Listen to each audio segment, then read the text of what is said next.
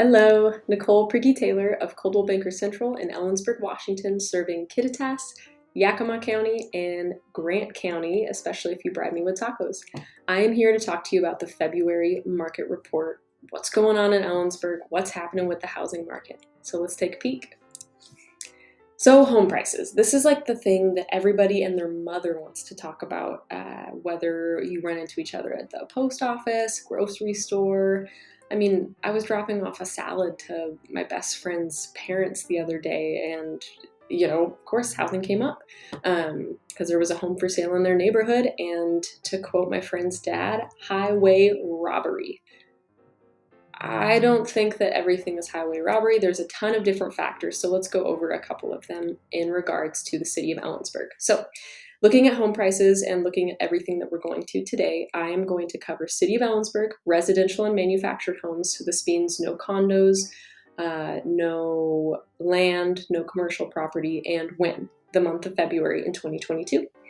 So the median sold price was $540,600. Now the range did go from $200,000, so like a good starter home for a first-time buyer, all the way up to 1.1 million. 23 homes sold, which considering that winter, February is still part of, it's supposed to be a much slower time. 23 closed transactions is actually pretty good. The sold price increase is the thing that you kind of gotta about 22.6% from last year at this time to this year at this time. So quite realistically, the cost of waiting was 22.6% depending on the property that you're looking at. So let's talk about new listings. In January and February of each previous year, so 2019, 2020, 2021, and now this year, 2022, I did cumulative new listings for January and February. So 2020 was kind of an outlier. On average, it is very normal to have about 30 new listings during this time frame. And it looks like in 2022, we actually are kind of on track and even trending up. Now, if we're going to talk about pending sales, this year went a lot better than last year. Last year, I think there was a lot of consumer concern just because we didn't know where things were going with the pandemic. The markets, especially in February, the stock market was pretty volatile as people sold off after realizing some really amazing gains over the course of that year. And so there was a lot of uncertainty.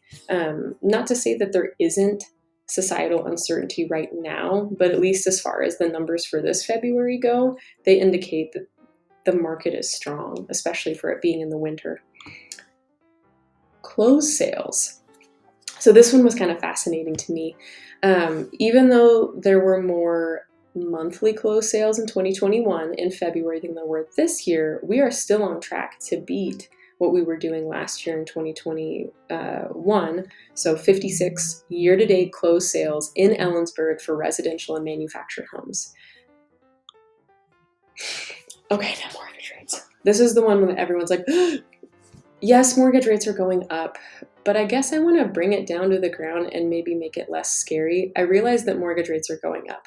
And if you are in the position to buy, then yes, you should get off the fence and you should make that purchase. If you are in the position to sell, it might be wise to get off that fence and do the preparation that you need to because you are going to have a bigger buyer pool.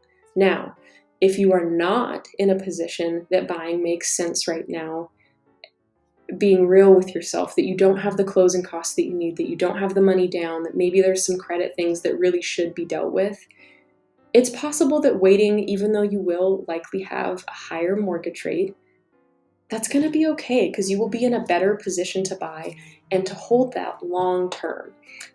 So these numbers were done last week.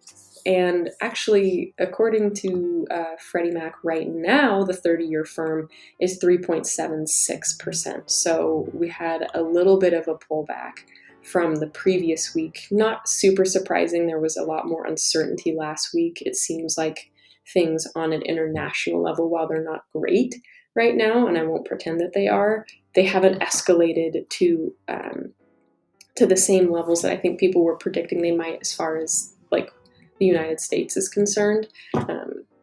So the big thing here, 2021, if we were to compare rates from the same week, 2021 to 2022, and then if we were to look at the monthly principal and interest payments, there is a big difference. Using a $400,000 mortgage as your example, the payment for 2021 would have been $1,680 at a 2.97% interest rate. At 3.89, that's $1,884. That's a $204 difference.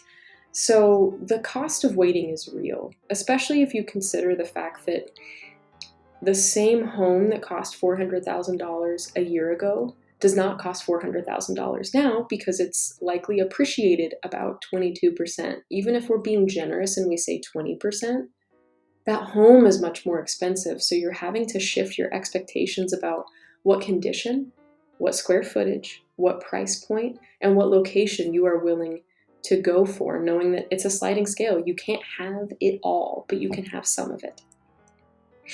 So again, talking about rates, I am of a more positive mindset that yes, while rates are going up compared to where they were a year ago, which is over on the far right-hand side, here's the deal. They're still historically low. The first time that we even flirted with kissing 4% and, like 5% or lower was February 26th of 2009. Well, and you will see different blips throughout time looking at that, in the last 10 years or so. So it's still a good time to be a homeowner. And I think it always will be, because as rent prices increase, would you rather be paying rent and being told that you can't hang a picture, or it's going to be $5 per tack hole that you need to cover up, and having to share a wall, let's say in the case of a duplex or a split level? There is something nice about knowing that if I want to watch Grey's Anatomy really loud, if I want to sing my heart out to What's Going On by Four Non Blondes, no one's going to judge me. I'm just going to do it in the privacy and the security of my own home and my four walls. So let's get to our key takeaways here. Maybe the market will crash. This is the thing that everyone in my generation is hoping for, and everyone in the retirement age is advocating for. The market has to pull back. But the thing is, what if the market doesn't pull back? With a median sale price increase of 22.6%, the cost of waiting in this kind of situation is that you might be looking at a 2-bedroom instead of a 3, 2 baths, might not be in the picture anymore. You might be looking at 1, your square footage might go down, or you might find yourself in a location that isn't as ideal. And sometimes that also includes finding yourself in a location that is in a floodplain versus not in a floodplain. And then there are different costs associated with that. When you have to accept a little bit lower condition for greater square footage, you're going to likely pay that price. It's just a matter of in what way. So let's get to key takeaway number 2. There are no homes for sale. I would actually argue that there are more homes for sale than there were last year at this time, because that's what the numbers say. The thing is that they are moving really fast because there is a really large amount of pre-approved, ready to go, ready, willing, and able buyers that have not had an accepted offer, or if they did, it wasn't for the right home. They're in the market. They are learning each time that they write an offer. They are learning each time that they go into the buyer pool and swim around, and they're getting aggressive. And that is feeding the quickness that homes are going on and off the market. So the big thing is that as a buyer, right, what's the key point? You have to be pre-approved. And you have to be pre-approved ahead of time. Don't wait until your dream home comes on the market and then get pre-approved, because the timeline's not going to be great. Most homes are listing Wednesday, Thursday, Friday with an offer review of Monday or Tuesday of the next week. It's likely that unless all of your documents are ready, and I get that it's tax time, so there's also other professionals that you might be waiting on, unless all those documents are ready, lenders are amazing and wonderful, but they cannot move mountains that if you don't provide them everything that they need in a fast enough timeline. And they have other clients too, So please be pre-approved ahead of time. and let's move at a realistic pace.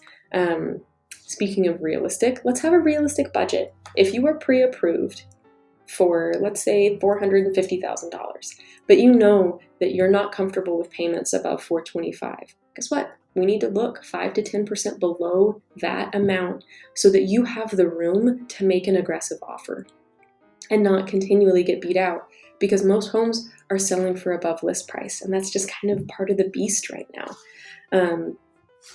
Work with an agent. In this market, with how competitive it is, an agent is going to have a better finger on the pulse of what is happening in the market and how to combat when there are 17 showings and 6 other offers, and what do we need to do to make you the most compelling buyer that you can be. And that's also part of prepare early and save often. Prepare for this. The more you are not going to be mad at having more money. So if you are going out to eat 4 or 5 times a week right now and buying the coffee and the this and that, just realize like it does add up, and it might make a difference at some point. It might make a difference in your comfort level. And once you have that home, you're probably going to find you're not going to want to do those things as much, because there's going to be all these fun things at home that you want to do, whether that's planting bulbs in the fall or building a deck or painting the garage because it needs it. Like whatever those things are, you're likely going to want to do it. So practice living within a different budget right now, because if you're real with yourself, you probably could. There are a few things you probably could cut out and you would be just as happy without them. Key takeaway number 3. This one's for the sellers. Actually preparing to sell. And I know that sounds wild, because the other thing I hear is that you could put anything on the market and it would sell. And you are probably correct. And it may be tempting to go down that path. But the big thing that you're risking is you are risking lower net profit. And the reason you're risking that is that more than likely, if you do not prepare your home, that first impression is not going to be as strong. And buyer psychology, when you walk onto a property, you're imagining it at a price point, right? And so let's say you walk on and you see things that are just wrong. It's human nature to start subtracting. And now we're going to have to fight against that human nature because of the market. But more than likely, you will have fewer offers, thus giving your seller's agent fewer opportunities to negotiate on your behalf and try and get people up to their true highest and best. Let's say that you do get that accepted offer and you're moving on down the timeline, you're going to have increased inspection concerns, because if you don't know that there is a leak in your crawl space, guess what? It's going to come up in the inspection and it's going to get negotiated for in some way, shape, or form, whether it's that repair or a different one. Those big things come up, and it might even cause a terminated agreement. If there are enough scary things, fungal growth in the attic, leak in the crawl space, a duct that's not attached, finding out that the furnace is really, really dragging and it's not keeping up with the heat expectation, whatever those things are going to add up, and some buyers are not going to be able to work through that emotionally, because they know mentally, they know logically that they do not have the funds to take care of those concerns. And if you spend, what I have seen is if you spend a couple $1,000s ahead of time, it usually nets you $10,000 down the line. If you do not prepare your home, you are signing on for more stress over the course of the transaction, and I will go to the grave on that one. You are also signing on for appraisal hurdles, which add more stress, because no one wants to get to that stage in a home buying transaction and have to have an appraiser come back out. That costs the buyer more money. It's likely that if there are appraisal hurdles and if you haven't done your work, your home might not even appraise at value, which means it's going to cost you more money than what you even thought you were accepting in the beginning. So prepare. If you would like a free 10-step guide on preparing, I'm also going to include a link below for my YouTube video for how to prepare to sell in 10 steps. Ta-da! February 2022, this is what's going on in Ellensburg. Got cut off there.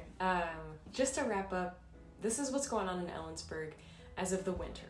As we get into spring, things are going to heat up a little bit. We're going to see more listings. We are going to see, I would say, continued support of it being kind of an interesting time for supply and demand. There are tons of pre-approved, ready-to-go buyers, a lot of which are in my generation because we are sick of renting. So if you're a buyer, do not despair. You can do this. Make sure that you have a really good team, a good lender, and a good realtor on your side.